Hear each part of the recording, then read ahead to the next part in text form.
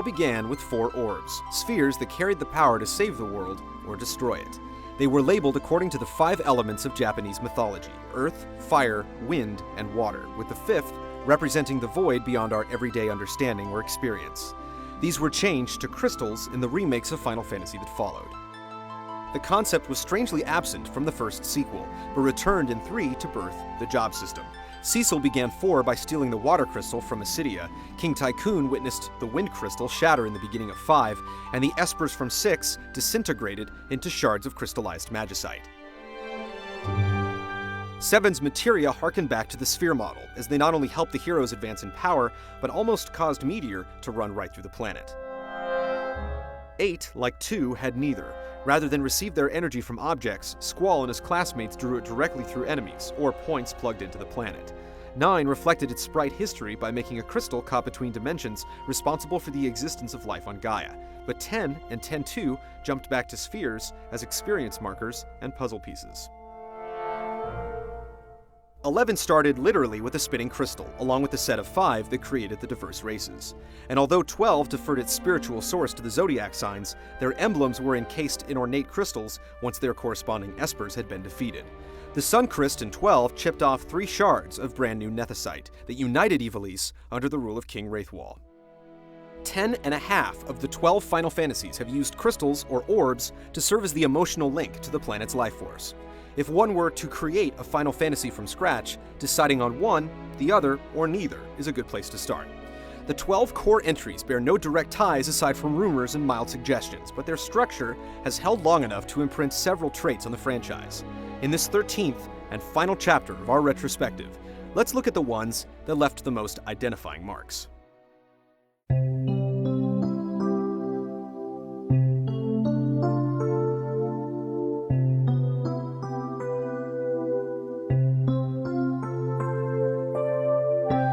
Following crystals and orbs, the story has to take shape, and there are several common themes to call upon when constructing the narrative. The kingdoms in each Final Fantasy have gotten bigger and bigger, but they've almost always been dominated by an ancient evil, or stood to oppress a much smaller rebellion. There has often been a conflict of nature versus technology. The later fantasies centered on an eternal struggle for the planet to renew itself. With their world imbalanced, a group would volunteer or be summoned to fulfill a destined ritual and vanquish the forces of evil single-handedly. The origin of the first gathering is unknown because you could assemble them yourself. The following 4 parties were all orphaned youths, or lost their parents as the conflict rose. The second team likely knew each other from childhood, as well as the third, which was raised by the same guardian. The fourth largely served in the military together, and the fifth discovered each other as the long journey began. The sixth joined a resistance group that first gave a name to the frequently outnumbered gathering of forces opposing the tyrannical government. Banon's army in 6 was called the Returners. Barrett's clan in 7 was known as Avalanche. Renoa's rebels waved the flag of the Forest Owls in 8. Baku's Tantalus troop in 9 might have thought that they were up to no good, but their actions ended up saving Princess Garnet and her kingdom. And 11 had Tenshodo and a number of other resistance groups. Aside from the Gullwings moniker, the alliances in 10 and 12 were anonymous.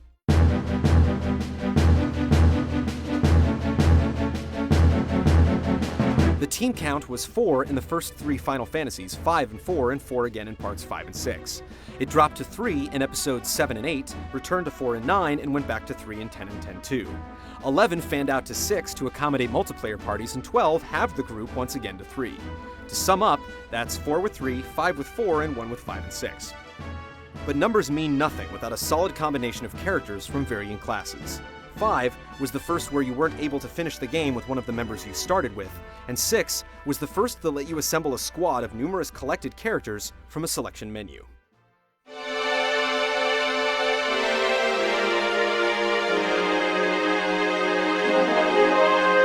The themes brought up in the naming of the playable populace stretch over a variety of influences. Aspects of nature heavily inspired many characters. Some draw symbols from Japanese culture, such as the original names of the main characters in 10, Tita and Yuna, being an Okinawan reference to the sun and moon. Others, such as Cloud and Squall, derive from English roots. Vivi, from 9, appears in numerous Romance languages as variances of the verb to live. Sarah, the subject of the first Final Fantasy quest ever, means princess in Hebrew, and Cain translates roughly as spear in the same language. Cain may also be a reference to the biblical deceiver who slew his brother and was branded an outcast by God. Some translations have even added meaning to words that had slim backgrounds to begin with.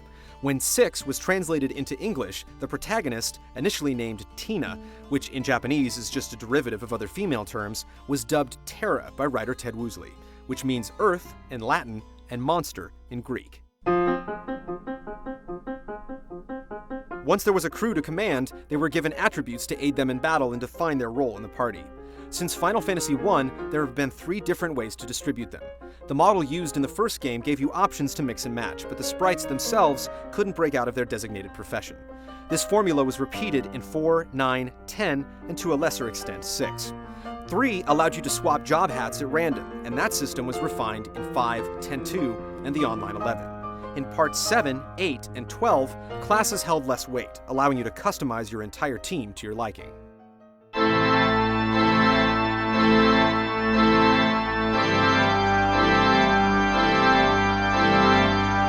With the tools in place, you can't have good without evil. The villains of Final Fantasy have been known to steal the spotlight away from the honest heroes that fight bravely to stop them, but their defining qualities aren't always black and white. Some of the antagonists are fairly straightforward though.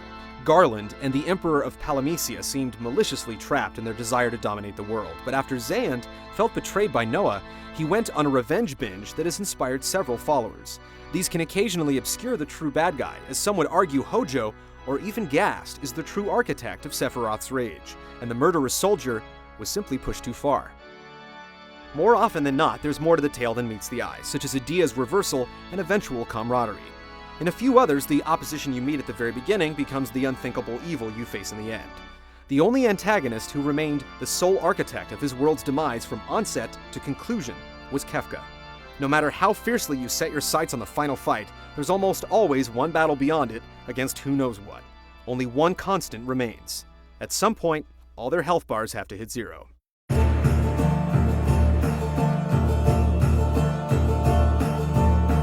So you have your fighters, a call to action, a catalyst for Armageddon, and several symmetrically positioned temples housing exactly what you need to restore peace. All the good guys need now is a way to get there. The first transport earned in a Final Fantasy belonged to a pirate, and a crew of scallywags would give up their air or seafaring vessel again in 2, 5, and most recently 12. Canoes were issued late in 1 and earlier in 2, but only permitted river passage and were omitted from installment 3 onward. The canoe's cousin, the raft, appeared occasionally in 6 to split the party and, ironically, bring it back together. Boats began going below ocean level in 3, and submarines surfaced a second time in 5, and a third and last time in 7. 6, 7, and 8 all barely escaped from high-speed train sequences, from derailing to deboarding to fighting the engine itself. The hovercraft was exclusive to the 4th chapter until 8, when Balam Garden went mobile. 8 also contributed numerous four-wheelers to the long list of series vehicles.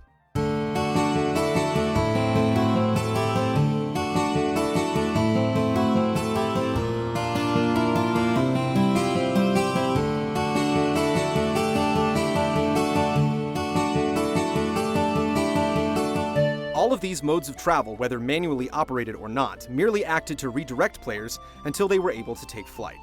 Airships have been in every core Final Fantasy game, and no resistance stood a chance without at least one, since they were prone to being destroyed and rebuilt. They first housed living quarters in 3, added tools and armaments in 4, morphed into multiple forms in 5, and migrated to Mode 7 in 6. Final Fantasy VII deployed choppers, 4 launched a spaceship, 8 stepped even further out into the stars, and 9 brought some of the original sprite concepts into 3D. 11 let you enjoy the view from the top deck, but 10, 10.2, and 12 all teleported you directly via short cutscenes.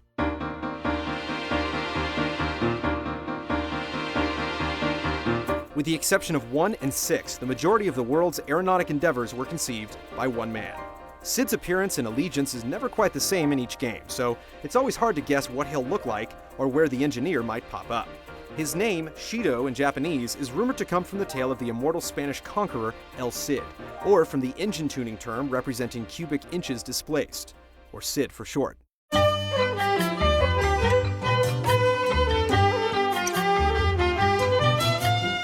If Cid's not around, you can always make Talon tracks. Since Final Fantasy II, chocobos have been willing to seek out the ends of the earth as long as you don't let go of the reins. They hid out in secret farms in 2, 3, and 4, started the trek from the get-go in 5, and became available for rent in 6. In 3D, they became less of a necessity and often required the dual act of taunting and taming. As extras, they hit the races in 7, a peripheral in 8, got hot and cold in 9, and finally followed you wherever you went, as long as you treated them right, in 11. Despite their mediocre significance in 10 and 12, they have yet to miss a game since their introduction. And it's impossible to imagine a Final Fantasy game without them. It's also difficult to conceive a world of crystals and chocobos without Moogles, who first appeared as Doga's security service in 3, but oddly skipped 4 entirely. They guided you to their hidden forest in 5, where you could briefly walk amongst their tribe, but they finally joined the party in 6, saving Terra from an advancing army, and introduced Mog, who could equip the invaluable Moogle charm that allowed you to journey without the worry of enemy encounters for the first time. Since then, Mog and his cuddly wanderers have appeared to facilitate anything from synthesis to saving your game to selling everyday items. Their name in Japanese is a fusion of the words for mole and bat. Despite these animal influences, their appearance has varied greatly over the years. About the only thing that remains the same is their trademark poof on a wire, or pom-pom.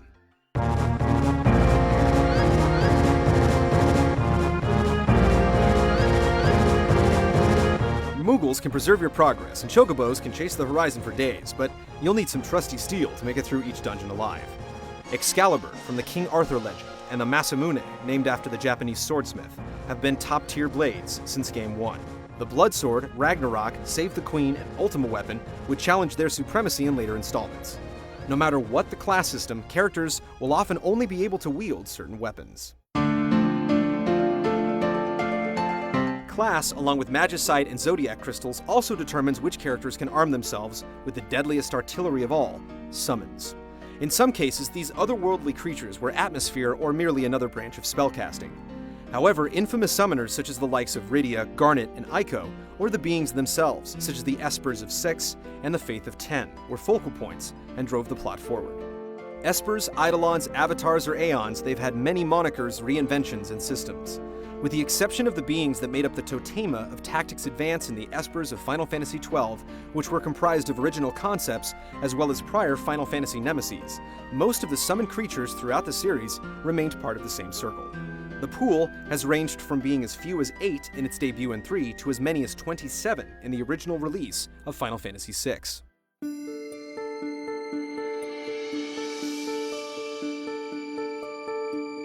Most, if not all, of these astral creatures were inspired by classic mythology from a number of cultures. The two beings that appear most throughout the series, Ifrit and Shiva, reflect two cultures from which Final Fantasy drew a great amount of inspiration. In the Arabic tradition, the Afriti, or Afriti, were a violent and cruel race of genii that were often associated with fire. Shiva, one of the primary deities of the Hindu pantheon, was aligned to a number of abstract concepts, such as creation and destruction. Arabic myth also yielded Bahamut, a gigantic aquatic creature similar to a whale, that carried the bull Kuyata, another Final Fantasy summon, upon its back. From Hinduism, there was the gigantic Garuda, one of the mounts of the god Vishnu, as well as the goddess Lakshmi, the correctly translated form of Starlet, who is the matron of beauty and fertility. Hinduism also held the gods Rama, the seventh avatar of Vishnu, and Indra, a deity of weather and war, both of which inspired Ramu, who helped guide the player down the path of summoning in a number of games.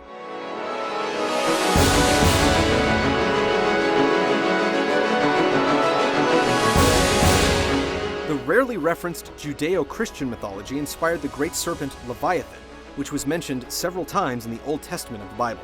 Egyptian culture called forth the phoenix, a beautiful golden bird that would burst into flames at the end of its life, only to rise again from the ashes, as well as the ancient citadel city of Alexandria, which inspired the summon Alexander.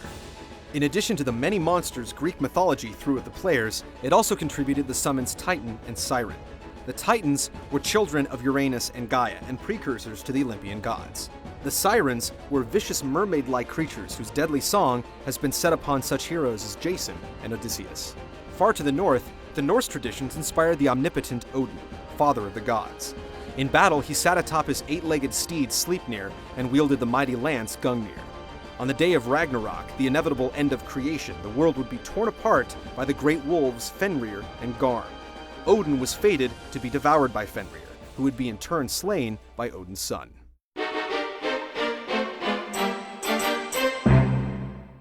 These are the basics when building a Final Fantasy RPG, but these quest ingredients typically only make up about 60% of the hours and hours fans are willing to invest in each game.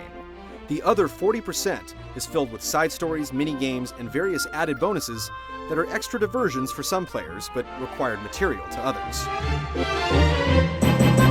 When available, you could wager your weapons and your life in the Colosseum, become a bounty hunter of rare monsters, recruit additional party members, engage in a heated magic card confrontation, carve up a mountain, go for the goal inside a giant fishbowl, and much more. The story often set up these distractions, leaving the option open to unlock a rare treasure once the mode was mastered.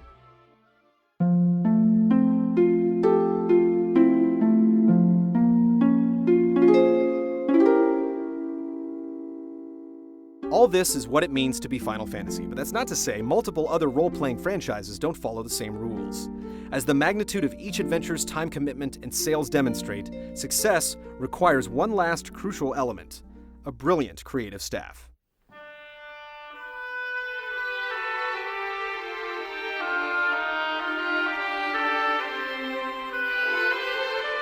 Hironobu Sakaguchi, despite doubts and disbelievers, was the mind that started it all. He directed the first 5 games in the series and produced the 7 installments after. Following 9, which he considered to be the finest example of what a Final Fantasy game should be, he founded Mistwalker Studios with Microsoft and officially left Square in 2003. It's difficult to accurately pinpoint specific details he's brought to the franchise over the years, outside of his leading roles, but obviously, Final Fantasy wouldn't exist without him.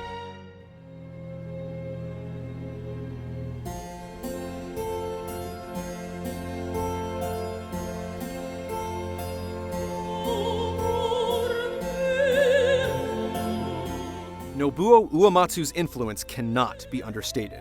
In his relationship with Square, he's composed over 600 tracks for Final Fantasy games, and that's just considering the core series. Over 50 of those have been character-specific themes. He started a music production company in 2004 called Smile Please, and has played keyboard for his FF-inspired metal band, the Black Mages, in at least 8 separate concert appearances and 2 albums. Although his primary focus now lies on Mistwalker projects, he contributes title anthems for Final Fantasy, and several songs he wrote 20 years ago are still irreversibly linked to the franchise.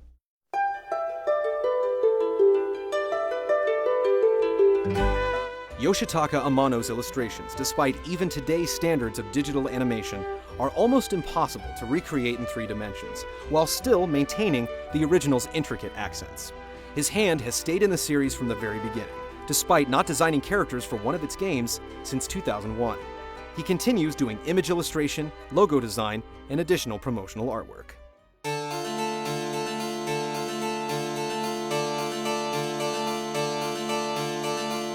When creative expression called for technical ingenuity, no single person has developed more systems for the series than Hiroyuki Ito.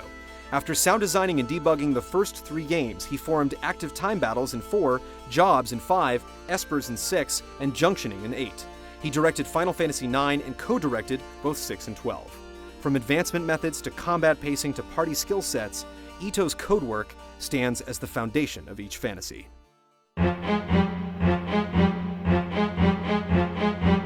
Hundreds of creative minds have converged on the 12 core titles, but these 4 fantasy founders drew the blueprints that all others have followed. Final Fantasy V was the last game where they filled all of their original roles, but their inspirations will flourish in the sequels and spin-offs to come. They may not be the people behind the latest entries, but the franchise still has a bright future thanks to their legacy. Final Fantasy XIII is to be split into a 3-part series called Fabula Nova Crystallis that will include the 12th sequel and verses for the PS3, along with the Jito for mobile phones. Details at this point are vague, to say the least. While no remakes other than Final Fantasy IV DS are currently planned, a reunion brawler called Dissidia is coming to the PSP to pit the series' finest against each other, and end many popular fan debates once and for all.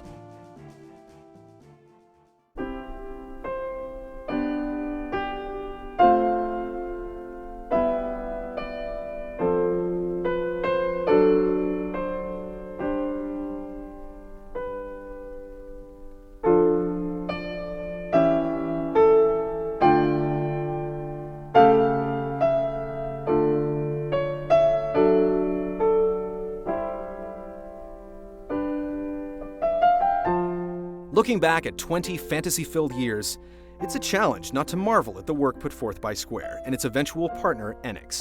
Excluding ports and remakes, 27 games have been created that carry the brand, a library that can only be rivaled by Mario, Mega Man, and other pillars of gaming. As the franchise enters a third decade of development, its ultimate direction is unclear. The only thing final in Final Fantasy is its past.